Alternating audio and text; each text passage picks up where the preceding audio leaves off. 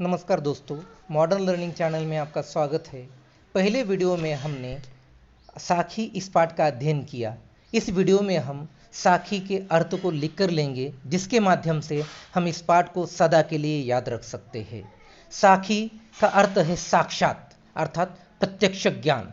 यह ज्ञान गुरु द्वारा उसके शिष्य को प्राप्त होता है। जीवन विषयक तत्व ज्ञान की शिक्षा देने का कार्य साखियाँ करती हैं। इनके द्वारा प्राप्त शिक्षा जितनी प्रभावपूर्ण होती हैं, उतनी ही याद रखने योग्य भी होती हैं। नीतिपरक बातों का जिक्र साखियाँ करती हैं।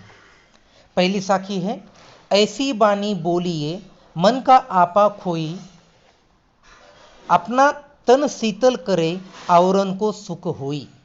कबीर कहते हैं, मनुष्य को अपने मन के अहंकार को त्याग कर ऐसी मीठी वाणी बोलनी चाहिए जिससे बोलने वाले के तन को अर्थात शरीर को शीतलता प्राप्त हो, अर्थात उसका मन प्रसन्न हो और सुनने वाले को भी आनंद की प्राप्ति हो।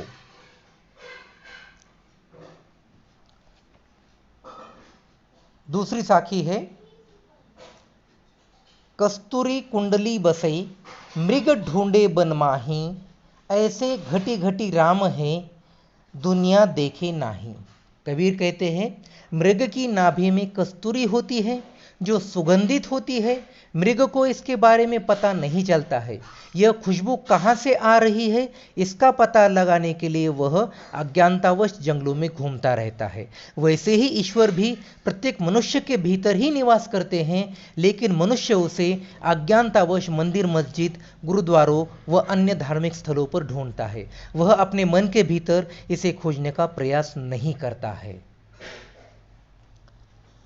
तीसरी साखी है, जब मैं था तब हरि नहीं, अब हरि है मैं नाही, सब अंधियारा मिटी गया जब दीपक देखा माही।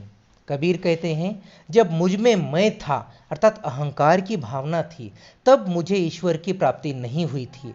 अर्थात अहंकार के रहते कभी ईश्वर नहीं मिल सकता, और जब मुझे ईश्वर की प्राप्ति हुई तब मेरे मन का अहंकार अपने आप समाप्त हो गया। अहंकार और ईश्वर कभी साथ साथ नहीं रहते।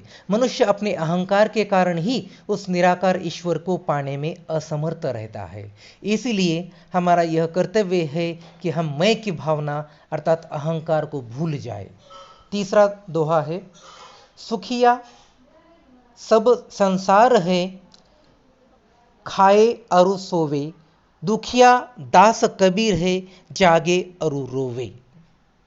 कबीर कहते हैं, जो लोग खाते पीते हैं अर्थात भोग विलास का जीवन व्यतीत करते हैं और सोते रहते हैं, लेकिन ईश्वर का चिंतन नहीं करते हैं, वे सुखी हैं।